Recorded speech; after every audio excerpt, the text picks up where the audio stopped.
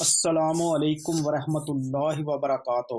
محترم ناظرین، کن چیزوں سے عورتوں پر غسل واجب ہوتا ہے اور غسل کرنے کا طریقہ کیا ہے؟ اکثر شادی شدہ عورتیں جانتی نہیں، جس کی وجہ سے وہ ناپاک رہتی ہیں۔ بسم اللہ الرحمن الرحیم۔ ناظرین، طہارت کے مسائل کے بارے میں بہت تفصیل کے ساتھ بہت سے موضوعات ایسے ہیں کہ انسان کی ظاہری زندگی نہیں بلکہ اس کی نجی ذاتی زندگی سے متعلق بھی ہیں، لیکن اس طرح ان کو پڑھانا سکھانا یہ بھی ایک ضرورت ہے، کیونکہ آپ صلی اللہ علیہ وآلہ وسلم نے انصار کی خواتین کی تعریف کی کہ انصار کی خواتین کتنی اچھی ہیں، جنہیں حیا دین کا علم حاصل کرنے سے نہیں روکتا۔ ہم دیکھتے ہیں کہ انسان اگر اللہ کے بتائے ہوئے طریقے کے مطابق زندگی بسر کرتا ہے تو اس میں خیر ہی خیر ہے، اور وہ خیر اس کی اپنی ذات تک محدود نہیں رہتی بلکہ دوسروں کی بلائی کا ذریعہ بھی بن جاتی ہے۔ ام المومنین حضرت ام سلمہ رضی اللہ تعالی عنہا روایت کرتی ہیں کہ حضرت ام سلیم رضی اللہ تعالی عنہا نے رسول اللہ صلی اللہ علیہ وآلہ وسلم سے عرض کیا، اے اللہ کے رسول صلی اللہ علیہ وآلہ وسلم، یقیناً اللہ حق بات سے نہیں شرماتا، یعنی حق بات اور ایک اہم بات کو واضح کرنا ضروری ہے اور اس معاملے میں شرم سے کام نہیں لینا چاہیے۔ کہیں ایسا نہ ہو کہ انسان انجانے میں غلط کام کرتا رہے۔ تو یہ کہہ کر انہوں نے مسئلہ پوچھا کہ کیا عورت پر غسل واجب ہے؟ جبکہ اس کو احتلام ہو تو آپ صلی اللہ علیہ وآلہ وسلم نے فرمایا، ہاں، لیکن جب کپڑوں پر نشان دیکھے تو اس پر غسل واجب ہوگا۔ صحیح بخاری کے حدیث ہے کہ ام المومنین حضرت ام سلمہ رضی اللہ تعالی عنہا روایت کرتی ہیں کہ ام سلیم نامی ایک عورت رسول کریم صلی اللہ علیہ وآلہ وسلم کی خدمت اقدس میں حاضر ہوئیں اور عرض کیا کہ یا رسول اللہ صلی اللہ علیہ وآلہ وسلم، اللہ تعالی حق بات بیان کرنے سے نہیں شرماتا، اس لیے میں پوچھتی ہوں کہ کیا احتلام سے عورت پر بھی غسل ضروری ہے؟ آپ صلی اللہ علیہ وآلہ وسلم نے فرمایا کہ ہاں، جب عورت پانی دیکھ لے، یعنی کپڑے وغیرہ پر اس کا اثر معلوم ہو۔ تو یہ سن کر حضرت ام سلمہ رضی اللہ تعالی عنہا نے شرم کی وجہ سے اپنا چہرہ چھپا لیا اور کہا، یا رسول اللہ، کیا عورت کو بھی احتلام ہوتا ہے؟ آپ نے فرمایا، ہاں، تیرے ہاتھ خاک آلود ہوں، پھر کیوں اس کا بچہ اس کی صورت کے مشابہ ہوتا ہے، یعنی یہی اس کے احتلام کا ثبوت ہے۔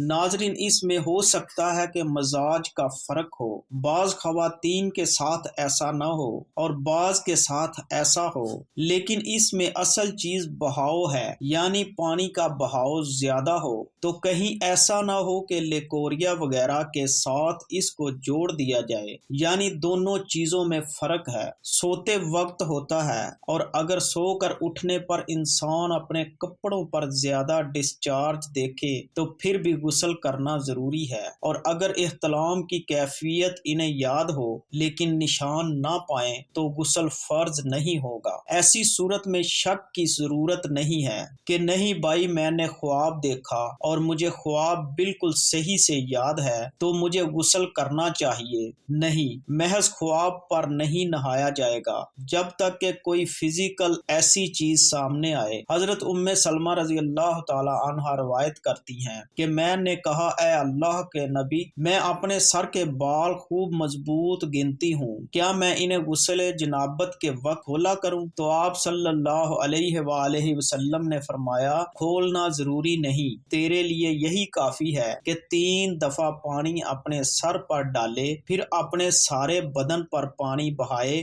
بالوں کی جڑیں بھیگنا ضروری نہیں، جسم کا بھیگنا ضروری ہے، سارے بال کھولنا ضروری نہیں۔ حضرت اماں عائشہ صدیقہ رضی اللہ تعالی عنہا کو خبر ملی کہ حضرت عبداللہ بن عمر عورتوں کو غسل جنابت کے لیے بال کھولنے کا حکم دیتے ہیں۔ حضرت عائشہ صدیقہ رضی اللہ تعالی عنہا فرمانے لگی، ابن عمر پر تعجب ہے، انہوں نے عورتوں کو تکلیف میں ڈال دیا، وہ انہیں سر منڈوانے کا حکم کیوں نہیں دے دیتے؟ یہ حضرت عائشہ صدیقہ رضی اللہ تعالی عنہا کی ڈانٹ تھی۔ اس سے معلوم ہوا کہ غسل جنابت کے لیے بال کھولنے کی ضرورت نہیں، مگر یہ حکم صرف غسل جنابت کا ہے، اس لیے حیض کے لیے بالوں کا کھولنا ضروری ہے کیونکہ یہ مہینے میں ایک دفعہ ہوتا ہے۔ حضرت عائشہ صدیقہ رضی اللہ تعالی عنہا سے روایت ہے کہ ہمارے پیارے آقا حضرت محمد صلی اللہ علیہ وآلہ وسلم نے غسل حیض کے لیے فرمایا، اپنے بال کھولو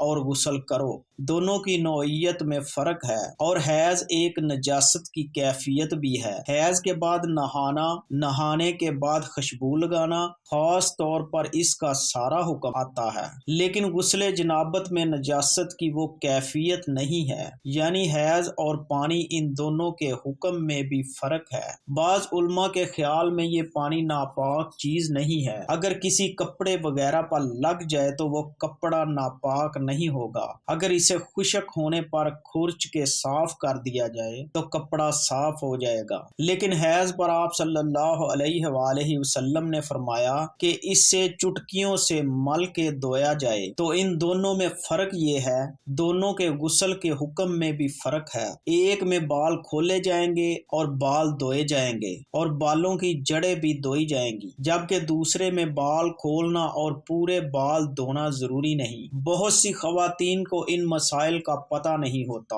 ناظرین گرامی، اگر دین کا صحیح مسئلہ پتہ ہو تو انسان ان تمام مشقتوں سے بچ جاتا ہے اور ایک نارمل روٹین کی زندگی گزار سکتا ہے۔ تو معلوم ہوا کہ عورت پر غسل اس وقت واجب ہوتا ہے جب کہ وہ ماہواری سے پاک ہو، اسی طرح جب نفاس سے پاک ہو یا شوہر کے ساتھ ازدواجی تعلق کرے تو ان تین صورتوں میں غسل واجب ہوتا ہے۔ کافر مرد یا عورت جنب ہے یا حیض و نفاس والی کافرہ عورت اب مسلمان ہوئی، اگرچہ اسلام سے پہلے حیض و نفاس سے فراغت ہو چکی ہے، تو صحیح یہ ہے کہ ان پر غسل واجب ہے۔ ہاں، اگر اسلام لانے سے پہلے غسل کر چکے ہوں یا کسی طرح تمام بدن پر پانی بہہ گیا ہو تو صرف ناک میں نرم باندھے تک پانی چڑھانا کافی ہوگا کہ یہی وہ چیز ہے جو کفار سے ادا نہیں ہوتی۔ پانی کے بڑے بڑے گھونٹ پینے سے کلی کا فرض ادا ہو جاتا ہے، اور اگر یہ بھی رہ گیا ہو تو اسے بھی بجا لائیں۔ غرض جتنے اعضاء کا دھلنا غسل میں فرض ہے، اگر وہ سب بحالت کفر ہی دھل چکے تھے تو اسلام کے بعد غسل ضروری نہیں، ورنہ جتنا حصہ باقی ہو اتنے کا دھو لینا فرض ہے، اور مستحب تو یہ ہے کہ بعد اسلام پورا غسل کرے۔ مسلمان میت کو نہلانا مسلمانوں پر فرض کفایہ ہے، اگر ایک نے نہلا دیا سب کے سر سے اتر گیا، اور اگر کسی نے نہیں نہلایا سب گناہگار ہوں گے۔ اگر عورت جنبی ہوئی اور ابھی غسل نہیں کیا تھا کہ حیض شروع ہو گیا تو چاہے اب نہا لے یا بعد حیض کے، عورت ہو یا مرد، جمعہ یا عید کے دن غسل جنابت کیا اور جمعہ اور عید وغیرہ کی نیت بھی کر لی، سب ادا ہو گئے۔ اگر اسی غسل سے جمعہ اور عید کی نماز ادا کر لے۔ ناظرین گرامی، اب بات کرتے ہیں غسل کیسے کیا جائے، یعنی غسل کا طریقہ۔ غسل چاہے کسی بھی ناپاکی سے طہارت کا ہو، اس کا مسنون طریقہ ایک ہی ہے، وہ یہ ہے کہ پہلے ہاتھ دھوئیں اور استنجا کریں، پھر بدن پر کسی جگہ نجاست لگی ہو تو اسے دھو ڈالیں، پھر وضو کریں، پھر سارے بدن پر 3 مرتبہ اس ترتیب سے پانی بہائیں کہ پہلے سر پر، پھر دائیں کندھے پر، پھر بائیں کندھے پر، اور جسم پر پانی بہاتے ہوئے جسم کو ملیں۔ غسل میں 3 چیزیں فرض ہیں: نمبر 1 کلی کرنا، نمبر 2 ناک میں پانی ڈالنا، نمبر 3 پورے بدن پر پانی بہانا۔ بدن کا اگر ایک بال بھی خشک رہ جائے تو غسل نہیں ہوگا اور انسان ناپاک ہی رہے گا۔ ناک کان کے سوراخوں میں پانی بہانا بھی فرض ہے۔ انگوٹھی اور چھلا وغیرہ پہنا ہو تو بہتر ہے کہ اتار دیں، اگر نہیں اتارا اور اگر تنگ ہو تو اس کو ہلا کر اس کے نیچے پانی بہانا بھی لازم ہے، ورنہ غسل نہ ہوگا۔ بعض خواتین ناخن پالش وغیرہ جیسی چیزیں استعمال کرتی ہیں جو بدن تک پانی پہنچنے نہیں دیتی۔